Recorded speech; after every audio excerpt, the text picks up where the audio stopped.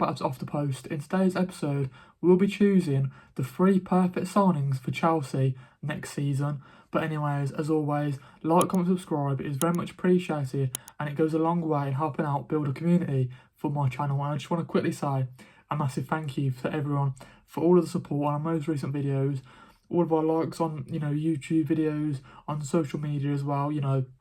We've got an Instagram page, so follow us on there. TikTok as well, follow us on that account as well.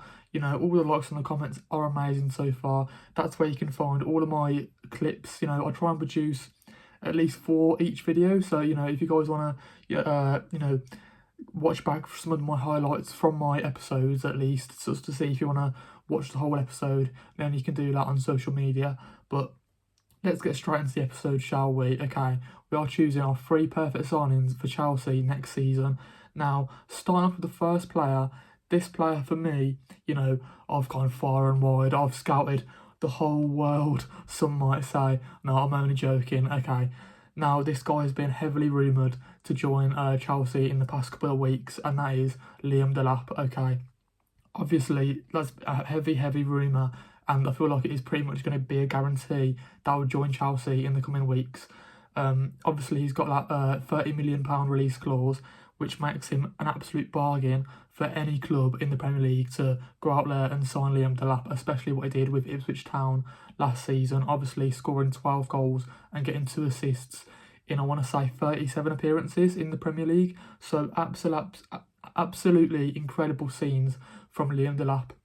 He really does remind me of a throwback footballer in the sense of, he's got the pace, he's got the strength, he's got the dribbling ability, a good hold-up play as well. He can hold up the ball, bring players into play, and that's especially what Chelsea need, because, they've got half-decent wingers in the likes of Cole Palmer and Pedro Neto. Probably do need some more players in there for squad fillers, but, also good midfielders as well with Enzo Fernandez and Caicedo and all these sort of players.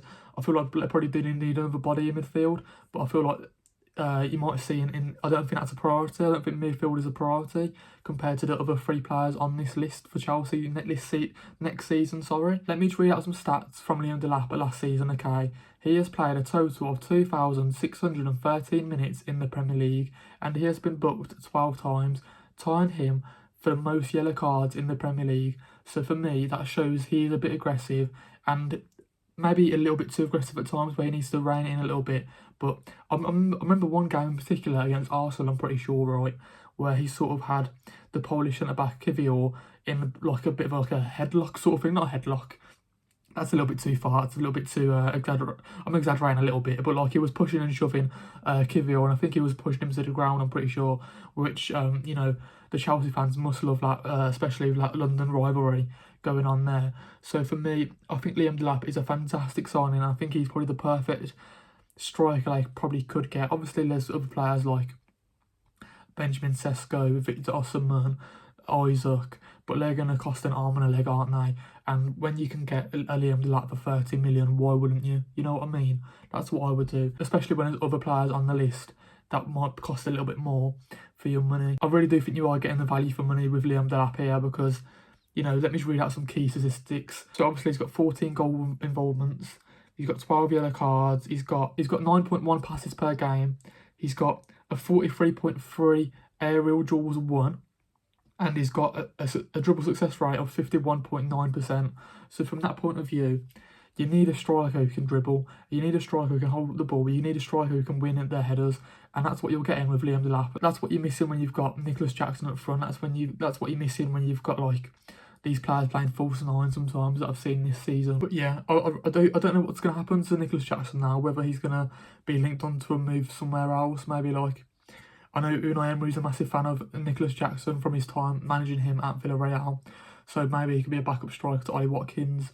Who knows? I'm not too sure. Obviously, I feel like Aston Villa will look for another striker in the summer, so we'll have to wait and see what happens with Nicholas Jackson, unless he stays and just becomes a backup. But I do think, this transfer, Liam Delap, is very, very likely to happen, and he's going to basically guaranteed in the next couple of weeks. I'm going to say 2 or 3 weeks, and it probably will be announced, because it's been heavily rumoured that he's going to join Chelsea.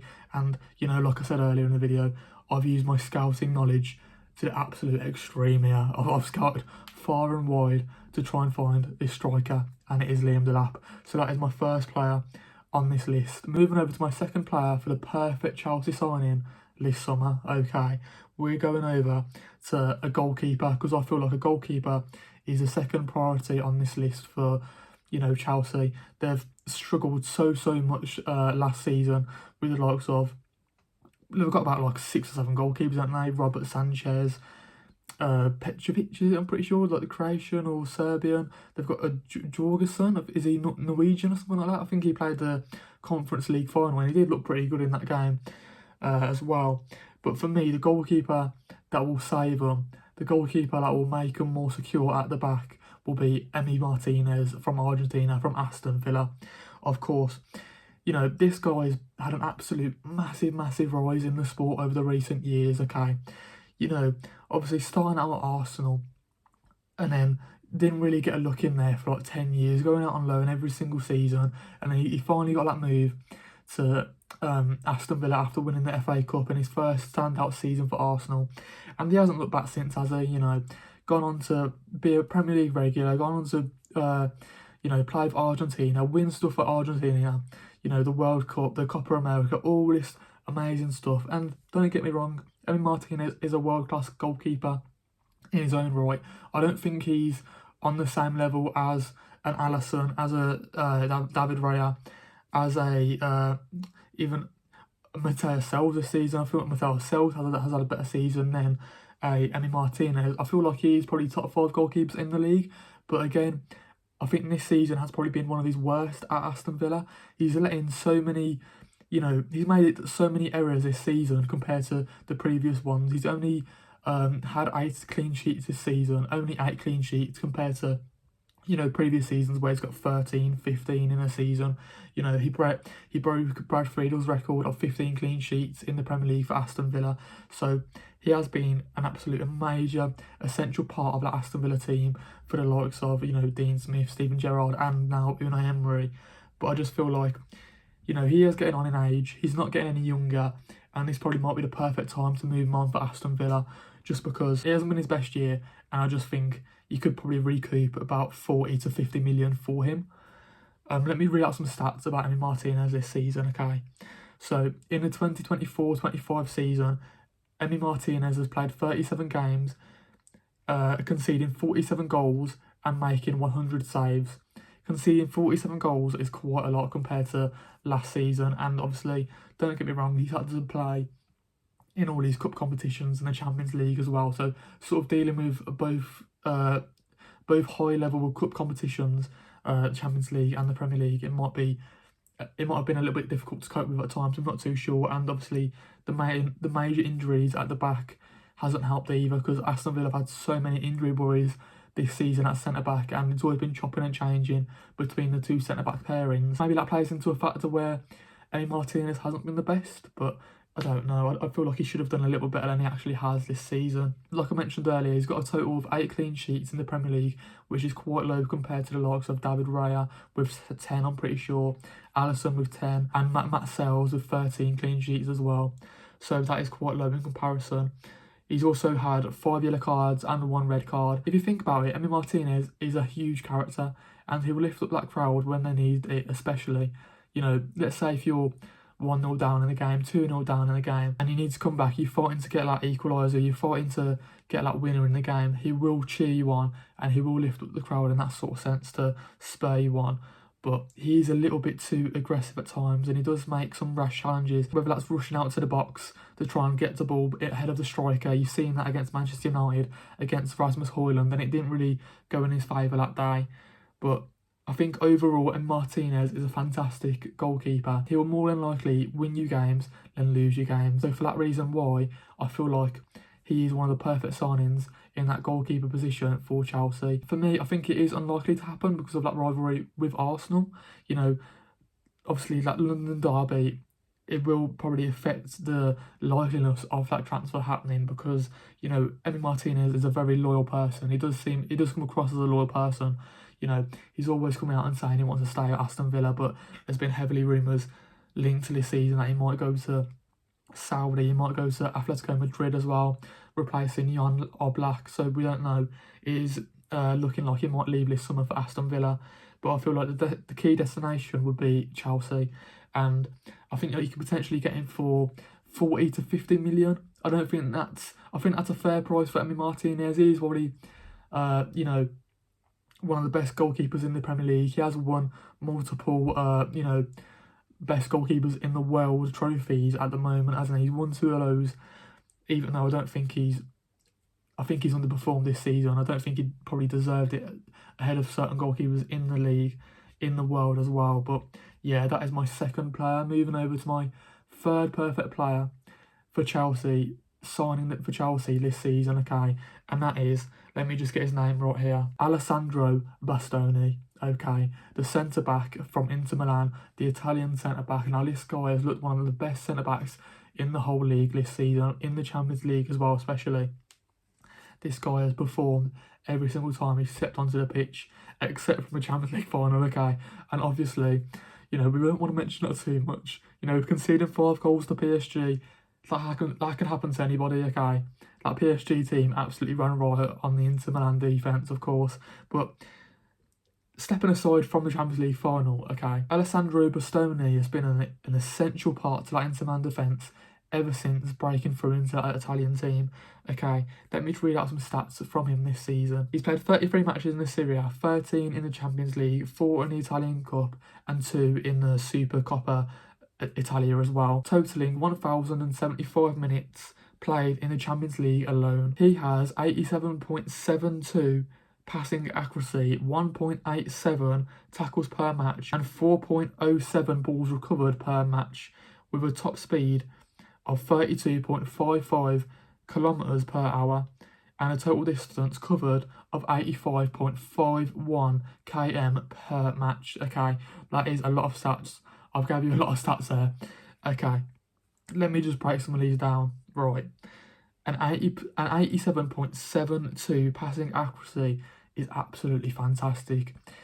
When you think about Enzo Maresca's team and how he wants to play it from the back, Alessandro Bastoni is a perfect centre-back to do that, okay? And he has got the experience to match those younger centre-backs that Chelsea have in their current squad, whether that's, you know, Wesley Fofana, whether that's Trevor Chalobah, whether that's Levi Colwill, all these type of players.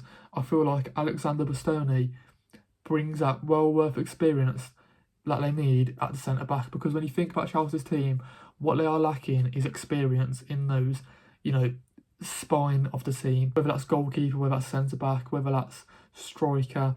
I do think the midfield, like I did mention, the midfield, I don't think it needs to even be that touched majorly. They probably could do with one more player in there, you know, in that sort of 8 to 10 position, but overall, I do think the midfield is fine. For me, Alessandro Bastoni, okay, when we talk about the player, when we talk about the centre-back, as he'll provide so much experience at the back, you know, he's won so much stuff with Inter Milan. He's won the Serie A, I'm pretty sure.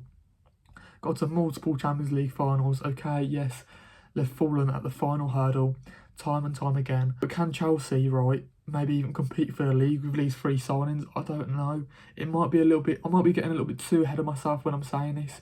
But when you think about the players on this list, okay, I think 2 out of the 3 are world-class players, and Liam Delap probably just isn't at a level at the moment, but he's a good Premier League player, and I do think overall these are the 3 perfect signings for Chelsea at this current time in the transfer market, just because a centre-back is exactly what they need. I think Alexander Bastoni is the missing piece to the jigsaw at centre-back, and even though he's recently lost the Champions League final, I think that's probably why it can be a likely deal, because I'm pretty sure last season there was something saying where, you know, Liverpool was linked to him, and I think one of the managers or the owner came out saying that a £50 million deal is more than likely to happen. If you can offer Inter Milan 50 to 70 million, that ball-playing park probably will get that transfer over the line, and I do think Alexander Bastoni is a perfect key player to what Chelsea need at centre-back. So I think we should end the video with asking some questions, okay?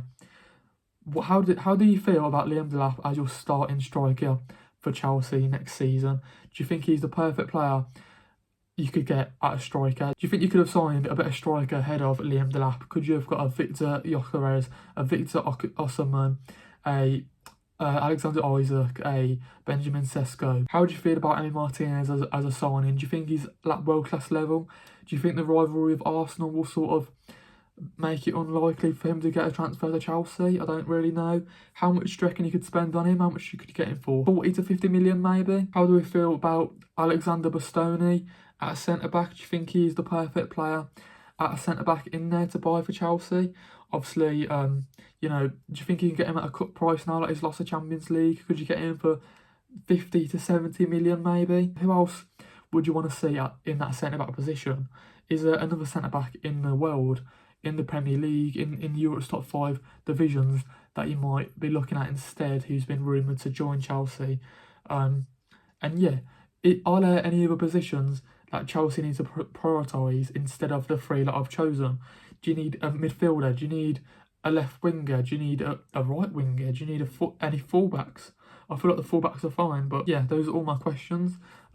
Obviously, as always, like, comment, subscribe. It is very much appreciated, and the level of support shown on our most recent videos on social media as well is fantastic, and I can't believe it, to be honest. Yeah, I only started about a month ago now, and I've absolutely loved every single minute of it. So yeah, a little bit of a different one from me.